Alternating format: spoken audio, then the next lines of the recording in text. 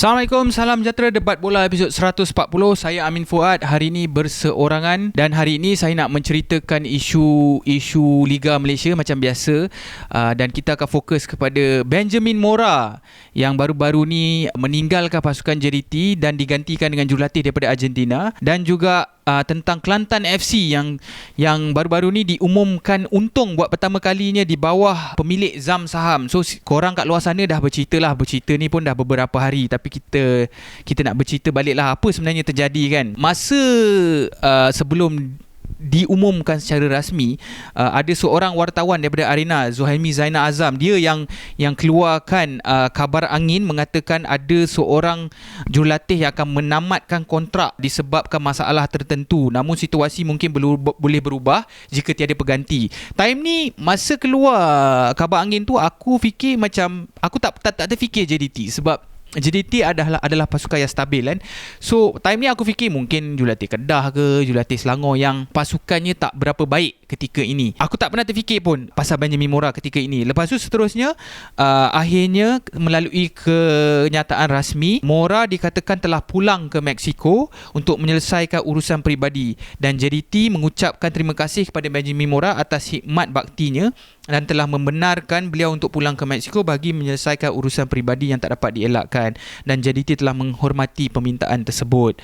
Okey, dan membiarkan pintu terbuka untuk kembali pada masa yang akan datang. Persoalannya, orang yang selalu tanya aku, adakah aku terkejut dengan keputusan ni? Kita tengok balik sebelum perkara ni berlaku, ada dua perlawanan yang tak dihadir, Benjamin Mora tak ada dalam dua perlawanan, dan salah satu perlawanan tu adalah salah satu perlawanan penting dalam Piala FA tak salah aku. So benda ni merunsingkan, sebab tapi dalam kepala aku fikir mungkin Benjamin Mora ambil MC, mungkin ada kecemasan ke apa. So aku macam okey lah tapi aku bermain dalam fikiran aku, kenapa dia tak ada kan? Pelik juga kan sebagai ketua jurulatih. Tapi ada orang pula yang mendakwa ketika itu dia pergi scouting dekat Liga Jepun. Dia nak tengok Urawa Reds. Tapi masalahnya satu tengah season, lepas tu kau ada perlawanan penting Piala FA, takkan ketua jurulatih yang pergi. Kau boleh je hantar scout untuk pergi ataupun penolong jurulatih kau. So kat situ dah tak logik. Nombor dua, Urawa Reds pun dia lawan dengan pasukan pramusim. So takkan dia nak tengok dia lawan pramusim, dia mesti nak tengok Urawa Reds dalam perlawanan kompetitif. So kat situ dah tak logik. Time tu lah, bila jadi macam tu, terus terang memang aku terkejut. Sebab macam aku cakap, JDT dalam keadaan yang terbaik, melayakkan diri dalam Asian Champions League, rekod Liga masih lagi tanpa kalah selepas 11 perlawanan, dan Benjamin Mora ni adalah seorang jurulatih yang telah menjuarai 4 Liga Super berturut-turut dan memenangi Piala Malaysia juga. So aku tak rasa kenapa secara tiba-tiba dia melepaskan jawatan ataupun apa jadi tu. Aku terkejut lah kan, sebab benda semua tengah elok dengan JDT. Jadi rekod dia pula, kalau kita tengok kat sini, mengendali 148 perlawanan sepanjang 2 kali tugasan sebagai jurulatih JDT sejak 2017 dan memenangi 102 perlawanan. Kalau kita tengok kat situ, peratusan kemenangan tu agak tinggi. So apa sebenarnya yang terjadi di sebalik tu kan? Yang kita dapat tahu adalah masalah peribadi lah. Kalau kau tanya aku, ada benda yang tak berapa kena lah kan, bila dia terpaksa tinggalkan pasukan JDT terburu-buru. Yang kita tahu, JDT keluarkan kenyataan macam aku cakap tadi, ada hal peribadi. Tapi ini aku ada tanyalah beberapa orang dalam industri, beberapa orang dalam wartawan ke apa, aku tanya apa cerita. Ada orang cakap perselisihan faham, which logic, kalau ada perselisihan faham mungkin tak boleh nak diselesaikan. Benjamin Mora dan JDT terpaksa part ways lah kan. Lepas tu ada orang kata Mora buat hal. Mora buat hal ni pun kabar angin juga. Jadi kalau Mora buat hal pun mungkin betul lah kot. Tak tahulah kan, kalau dia buat hal, kalau JDT tak suka, pasukan JDT tak berapa suka, dia pun terpaksa meninggalkan. So ini orang kata kabar-kabar angin yang mengelendang lah, yang orang kata yang melalui benda-benda ni kan. Tapi kita tak tahu situasi yang sebenar. Lepas tu bekas pemain Mauricio Nascimento, bekas pemain ataupun bekas pertahanan JDT memuat turun status di Instagram mengatakan Tuhan tidak gagal, dah terlambat dan selamat tinggal. Itu mesej yang ditujukan kepada Benjamin Mora sebab ada lambang bendera Mexico. So maksud kat sini ada maksud yang tersembunyi kat sini kan. So namun kalau kita tengok balik, Mauricio pun dalam beberapa bulan terakhir di JDT, beliau jarang diturunkan. Tak tahulah, mungkin mereka berdua ada konflik. So tak tahulah Kan? So benda ni sekadar rumours lah, tapi whatever it is, Benjamin Mora dah meninggalkan pasukan JDT. Dan aku juga nak ucapkan tahniah kepada Benjamin Mora, sebab dia antara jurulatih yang terbaik dalam Liga Malaysia yang pernah kita ada bersama pasukan JDT. Okay?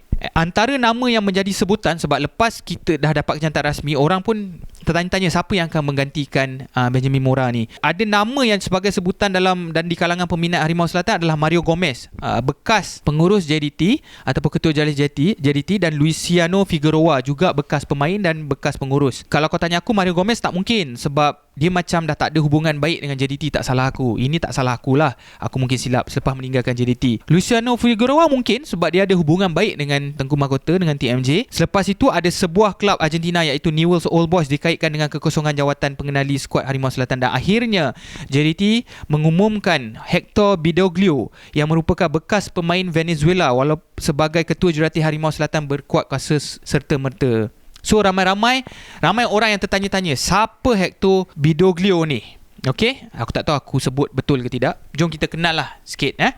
Asal daripada Argentina namun mewakili pasukan Venezuela sebagai pemain. Beliau memulakan kerjaya kejurulatihan dengan klub Argentina Newell's Old Boys. Beliau sebelum ini pernah menjadi jurulatih dalam division teratas di Argentina, Peru dan Ecuador. Menurut kenyataan rasmi, beliau pernah menimba ilmu di klub Spanyol seperti Real Madrid, Barcelona, Sevilla dan Real Betis, mungkin sebagai jurulatih ataupun jurulatih yang junior lah. Beliau juga telah berguru dengan pengurus tersohor Marcelo Bielsa ketika bersama-sama pasukan kebangsaan Chile pada tahun 2009. Dah lama tu. Ini nama besar lah dalam bola sepak dunia. Bekas ketua jurulatih Leeds United baru-baru ni. Kalau dia mempunyai filosofi Bielsa, memang power lah kan, sebab Bielsa ni terkenal dengan cara berlari banyak dan attacking lah, maksudnya dengan Bielsa ni. Berumur 54 tahun dan kelab sebelum JDT adalah SD Aucas, liga pertama di Ecuador. Rekod dia bersama Aucas ni adalah 49 perlawanan, 15 menang, 12 seri dan juga 15 kalah. Tempoh dia bersama Aucas dalam setahun sebulan, tak lama. Dan juga bila aku tengok balik rekod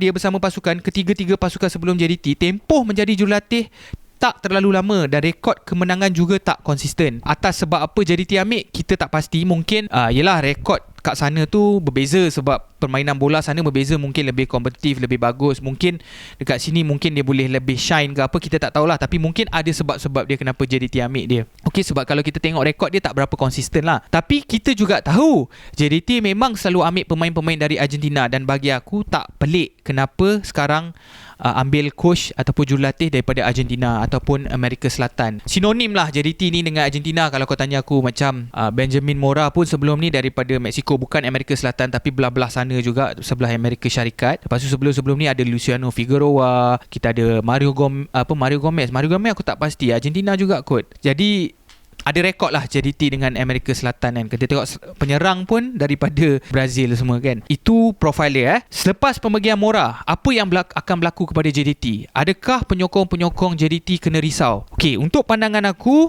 sebab lepas ni ada FC Champions League Kalau tanya aku, of course setiap jurulatih mempunyai cara yang berbeza. Namun aku rasa tak akan banyak perubahan. Kerana bila kita tengok balik, okey lah, adakah formasi akan ditukar? Sebab sebelum ni dengan Mora baru-baru ni kita tahu main 3 di belakang. Tapi dengan ketiadaan Mora dalam 2 perlawanan sebelum ni, sebelum Hector ni lah kan, masa Mora tak ada, dah tukar taktikal JDT, macam dah bertukar kepada 4-3-3. Dan kalau kita tengok dalam 2 perlawanan ni, rotasi pemain juga dilakukan dengan Hazwan Bakri, pemain yang diberikan peluang untuk bermain. Jadi adakah taktikal akan bertukar lah? Dan aku rasa kalau tukar pun mungkin 4-3-3. Dan baru-baru ni pun menang 5-0 kan lawan KL kan. So tapi itulah macam aku cakap, bila dah menang macam baru-baru ni menang lawan KL, aku tak risau sangat lah kalau aku menyokong JDT. Sebab JDT sendiri dah ada DNA dan falsafah sendiri. Jurulatih mana yang masuk pun dah ada rangka dan strategi yang ditetapkan oleh pasukan yang diketuai oleh TMJ sendiri.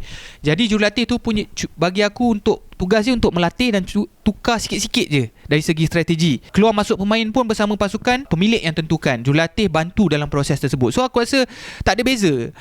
JDT ni macam automatik lah kalau kau tanya aku. Dan kualiti pemain JDT yang ada sekarang pun adalah kualiti yang tertinggi, yang terbaik dalam Malaysia.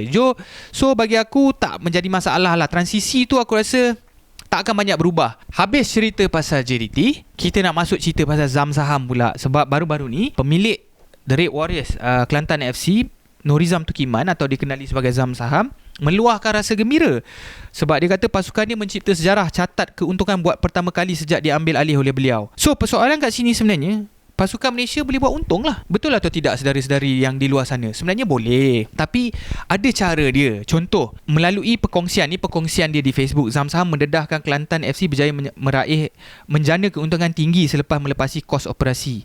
Okey, pasukan untuk bulan Julai. Dia kata bulan 7 ni sejarah selama saya ambil kelab bola. Kenapa? Sebab jualan tiket dan penajaan sudah lepas kos operasi. InsyaAllah bulan pertama profit. Duit yang kau dapat, kau tak belanja lebih daripada duit yang kau dapat, jadi kau boleh buat untung lah. Itu je, kos operasi kau kurang daripada duit yang kau dapat, yang kau jana. Zam Saham ni juga, dia menyokong transformasi Liga Malaysia ni sebab katanya boleh jana profit lebih banyak. Ini quote dia lah. Dia kata, saya saksi kepada pergabungan resolusi kelulusan pergabungan ke-18 pasukan pada 20 Julai. InsyaAllah saya mensasarkan profit untuk pasukan FC Kelantan FC lebih banyak pada tahun kehadapan. Jika pergabungan ini berlaku, saya mensasarkan Kelantan FC mampu menjana pendapatan 8 juta hingga 10 juta setahun dan bakal menjana untung 8-10 juta. Ini cerita dia. Bila dia cakap macam tu, sebenarnya Liga Malaysia ni boleh dapat 8-10 juta. Masalahnya, kita suka belanja lebih daripada 10 juta. Kebanyakan pasukan, aku boleh cakap lah, Terengganu mungkin lebih 15 juta. Aku tak tahu musim ni berapalah. JDT tak payah cerita. Selangor easily kalau untuk first team saja aku rasa 20 juta ataupun 15 juta. Kedah sama juga kan. So rata-rata mungkin PJ City kurang dari 10 juta.